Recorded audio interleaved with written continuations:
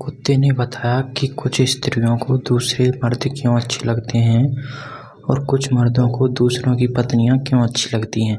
इसको हम एक कहानी के माध्यम से जानेंगे। तो ये एक गांव था। उस गांव में बरगद का पेड़ था। उस पेड़ के नीचे एक कुत्ता रहता था।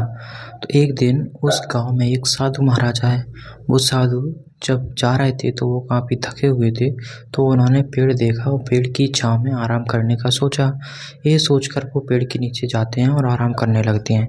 जब कुत्ते ने देखा कि एक साधु महाराज आए हैं तो कुत्ते ने उनसे कुछ पूछना चाहा। उसने पूछा कि हे साधु महाराज, मुझे कोई ऐसा रास्ता बताएं जिससे मुझे स्वर्ग की प्राप्ति हो। तो साधु ने कहा कि अगर आप 2 प्रश्नों के उत्तर ढूंढ निकालते हो तो आपको निश्चित ही स्वर्ग की प्राप्ति हो जाएगी। इस पर कुत्ते ने कहा कि महाराज बताइए आपके 2 प्रश्न कौन से हैं। तब साधु ने कहा कि पहला प्रश्न मेरा ये है कि अगर आप ये ढूंढ लेते हो कि एक स्त्री दूसरे मर्दों के साथ संबंध क्यों रखती है, वहीं पर एक पति अपनी पत्नी को छोड़कर अन्य स्त्रियों के साथ क्यों भोग विलास करना चाहता है, और दूसरा प्रश्न मेरा ये है कि हम भगवान को किस तरीके से भोग लगाएं जिससे भगवान हमारे भोग को ग्रहण करें और प्रसन्न हो। इन दोनों प्रश्नों के उत्तर अगर आप खोज लेते हो और अपनी ज़िंदगी में अमल कर लेते हो तो आपको निश्चित ही स्वर्ग की प्राप्ति होगी। इतना कहकर साधु महाराज वहाँ से चले जाते हैं और कुत्ता इन दोनों प्रश्नों को ढूंढने के लिए वहाँ से निकल पड़ता है। कई दिनों तक ढूंढने के बाद में उसको एक बूढ़ा गिद्ध दिखाई पड़ता है। तो वो गिद्ध से बोलता है कि हे गिद्ध जी, आप तो पूरे संसार में भ्रमण करते रहते हो, आप मेरे इन दोनों प्रश्नों के उत्तर दे सकते हो क्या। इस पर गिद्ध ने कहा कि इन दोनों प्रश्नों के उत्तर तो केवल संसार में श्री कृष्ण ही हैं जो आपको सही उत्तर दे सकते हैं। इतना कहकर गिद्ध तो वहाँ से चला गया और कुत्ता आगे बढ़ता है। कुत्ते को गिद्ध ने भगवान का पता भी बता दिया था। उन्होंने बताया कि अभी भगवान यमुना नदी के किनारे राधा रानी के साथ भ्रमण कर रहे हैं, ऐसा मौका आपको फिर नहीं मिलेगा। कुत्ता यह सुनकर बहुत ही जल्द यमुना नदी के किनारे पहुंच गया और उन्होंने वहाँ पे भगवान कृष्ण और राधा रानी को वहाँ पर देखा। तो कुत्ता जाता है पास में, प्रभु को प्रणाम करता है और अपनी समस्या को सुनाता है। इस बात को सुनकर श्री कृष्ण मुस्कुराए और बोले कि देखो, इस प्रश्न के उत्तर मैं आपको एक कहानी के माध्यम से दूंगा। इस कहानी में ही आपके प्रश्नों के उत्तर छुपे हुए हैं। कृष्ण जी अपनी कहानी की शुरुआत करते हैं और कुत्ते से कहा कि आप ये कहानी बीच में नहीं छोड़ोगे, ये वादा करो, नहीं तो आपको पाप लगेगा। कुत्ते ने कहा कि ठीक है, मैं इस कहानी को बड़े ही ध्यानपूर्वक सुनूंगा और कंप्लीट सुनूंगा। अब श्री कृष्ण जी अपनी कहानी की शुरुआत करते हैं और कहते हैं कि एक गांव में एक छोटा सा भगवान शिव का मंदिर था। उस मंदिर में एक पुजारी भी रहता था। कुछ दिनों के बाद में एक गरीब स्त्री आती है और उस मंदिर के पास में अपने बच्चे को छोड़कर चली जाती है। इधर पुजारी उस बच्चे के परिवार और उसकी माँ को काफ़ी ढूंढता है, लेकिन उसका कुछ भी पता नहीं चलता है। इस बात को लेकर पुजारी ग्रामीण लोगों के पास में, गांव वाले लोगों के पास में जाता है और उस बच्चे को अपनाने के लिए कहता है, लेकिन कोई भी बच्चा उसको अपनाने के लिए नहीं मानता है। तभी पुजारी भगवान भोलेनाथ की इच्छा समझकर उस बच्चे को अपने पास रख लेता है और उसकी देखभाल भी करता है और उसको खाना पीना सब कुछ उसकी जिम्मेदारी अब पुजारी की है। पुजारी ने उसका नाम मनोज रख दिया था। अब जब मनोज और बड़ा हो गया तो पूरी जिम्मेदारी अब पूरी तरीके से, जैसे भोग लगाना इत्यादि सारे काम मनोज स्वयं करने लगता है। और पुजारी जी जो हैं वो ओम नमः शिवाय का जाप करके एक समाधि में बैठ जाते हैं और धीरे धीरे उनकी मृत्यु हो जाती है। मृत्यु से पहले पुजारी जी ने मनोज को 3 बातें हमेशा याद रखने के लिए कहा था। वो 3 बातें ये थी कि इस मंदिर में आपको बासी भोजन का भगवान को भोग कभी नहीं लगाना है, और दूसरी बात आपको ये ध्यान रखना है कि आपको भगवान को पहले भोजन लगाना है, उसके बाद में ही आप कुछ ग्रहण कर सकते हो। और तीसरी बात ये थी कि कोई भी भक्त इस मंदिर से खाली हाथ, यानी कि बिना प्रसाद के नहीं जाना चाहिए। मनोज पुजारी जी की ये बात को हमेशा याद रखता और इनका पालन करता। पुजारी के जाने के बाद में अब तो मनोज का इस संसार में कोई नहीं था सिवाय भोलेनाथ के। ऐसे ही कुछ महीने बीतने के बाद में गांव से जो भी चढ़ावा आता था मंदिर के लिए वो भगवान को भोग लगाता और जो भी प्रसाद बचता वो गरीबों में बांट देता। ऐसा ही कुछ महीने तक चलता रहा और अब बरसात का महीना आ जाता है। अब बरसात लगातार कई दिनों तक थमती नहीं है, जिसके कारण कोई भी भक्त मंदिर में नहीं आता है, जिससे मनोज भगवान को भोग नहीं लगा पाता और स्वयं भी भूखा रहता है, क्योंकि उसके गुरु ने ये बात बताई थी कि बिना भगवान को भोग लगाए आप भोजन नहीं करना।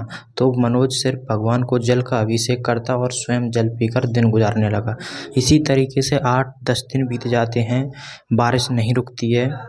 तो इधर भगवान भोलेनाथ कैलाश से ये सब देख रहे थे, तो उनसे रहा नहीं गया, अपने भक्त की भूख को देखा नहीं गया और भगवान ने विचार किया कि क्यों ना मैं अपने भक्त की मदद करूं। और भगवान भोलेनाथ स्वयं एक साधु का भेष रख के उस मंदिर में आते हैं और सीधा यानी कि भोग की सामग्री लेकर अपने साथ आते हैं और मनुष्य से कहते हैं कि लीजिए पुजारी जी, हमारे सेठ ने भेजा है, आप भोग लगाइए। मनोज ये देखकर बहुत खुश होता है और रसोई में जाता है और भगवान का भोग तैयार करता है और भगवान को भोग लगाता है और स्वयं भी भोजन करता है।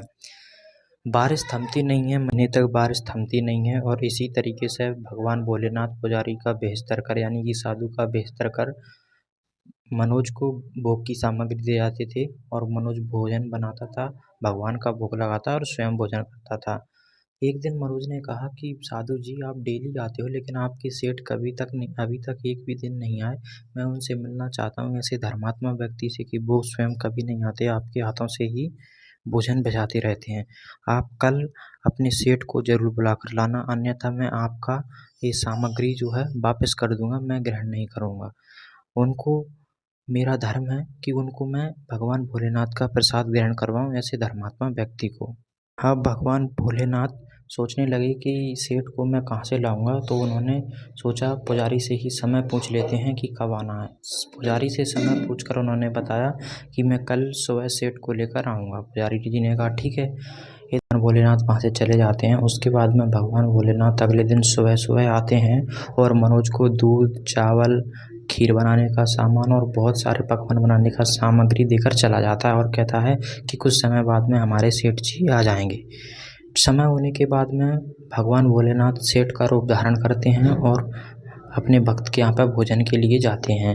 ये देखकर माता पार्वती से भी रहा नहीं गया और वो भी एक बूढ़ी सेठानी का रूप धारण करके भगवान भोलेनाथ के साथ में चल देती हैं।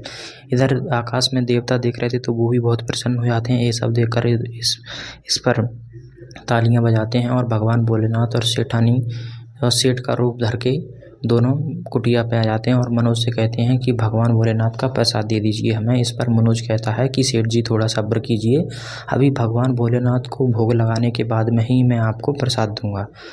तो मनोज तो इतना कहकर भोलेनाथ का भोग लगाने के लिए चला जाता है, लेकिन प्रभु से रहा नहीं गया। अपने भक्त की प्रसाद लेने के लिए वो उसकी रसोई में चले जाते हैं और वो देखते हैं खीर खाई उन्होंने थोड़ी सी, तो वो देखते हैं कि खीर में शक्कर की जगह बहुत सारा नमक डला हुआ है और सब्जी में नमक की जगह शक्कर डली हुई है। ये देखकर उनका मन बहुत ही विचलित हो जाता है, लेकिन भक्त के प्यार में उन्होंने थोड़ा सा चक्कर वापस आ जाते हैं और पार्वती जी के पास में बैठ जाते हैं। इधर मनोज भगवान का भोग लगाकर वापस आता है और सेठ सेठानी से कहता है कि अब लीजिए, आप प्रसाद ग्रहण कीजिए।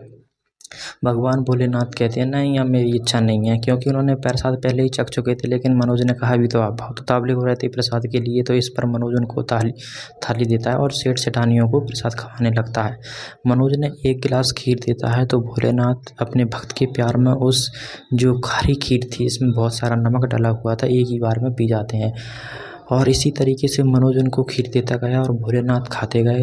मनोज देता गया, भोलेनाथ खाते गए। इस तरीके से पूरा प्रसाद साफ हो गया। बाद में मनोज देखता कि अब तो कुछ भी नहीं बचा।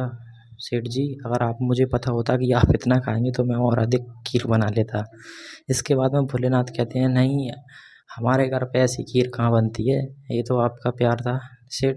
तो उन्होंने कहा माता जी के लिए तो कुछ बचा ही नहीं है। इस पर माता जी कहती हैं कि आप उदास मत होइए मनोज जी, और उन्होंने भोलेनाथ की थाली में से एक चावल का दाना उठाकर खा लेती हैं और वो तृप्त हो जाती हैं। इस पर मनोज कहता है कि भगवान भोलेनाथ का प्रसाद तो मैं भी पाना चाहता हूँ, इसलिए उन्होंने एक दाना लेते हैं और वो भी खा लेते हैं। इससे भगवान भोलेनाथ का जो जूठा प्रसाद खाकर मनोज के पास में दिव्य दृष्टि आ जाती है और वो देखता है कि मेरे सामने तो भोलेनाथ और माता पार्वती भी हैं।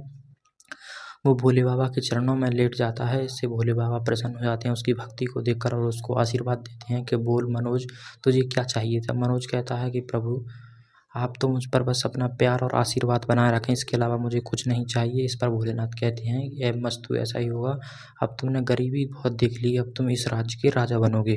कुछ समय के बाद में मनोज वहाँ का राजा बन जाता है। अब वो मंदिर खाली हो जाता है। उसके पास में कुछ समय के बाद में एक किसान और उसकी पत्नी उस मंदिर के पास में कुटिया बना के रहने लगते हैं।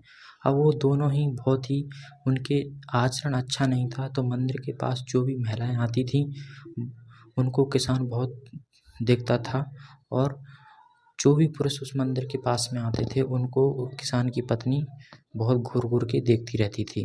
एक दिन क्या हुआ कि उस मंदिर में एक ठग आता है।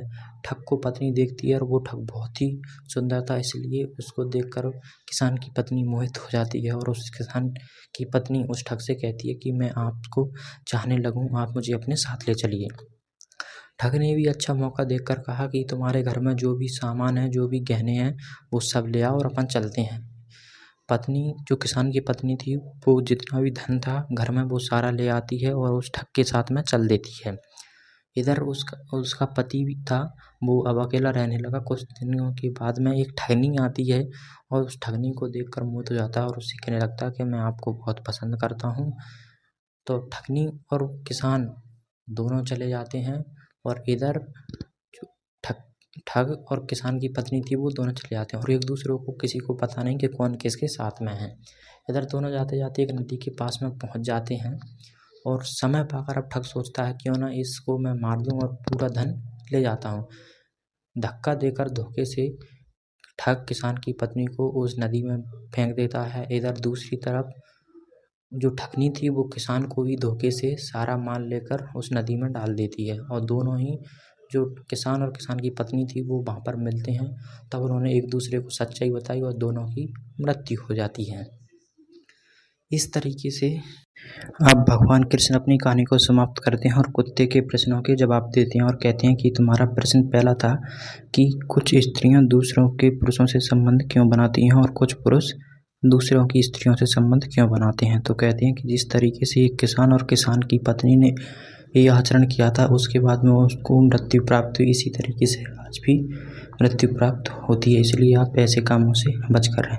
आपका दूसरा प्रश्न ये था कि भगवान को भोग कैसे लगाना चाहिए। तो ठीक उसी तरीके से जैसे मनोज ने लगाया करता था, ठीक उसी तरीके से आपको भी भगवान का भोग लगाना चाहिए, तो आपको निश्चित ही स्वर्ग की प्राप्ति होगी। इस कहानी को हम यहीं पर समाप्त करते हैं। अगर आपको कहानी पसंद आई है तो चैनल को सब्सक्राइब कर लें। मिलते हैं नेक्स्ट वीडियो में। जय श्री कृष्ण।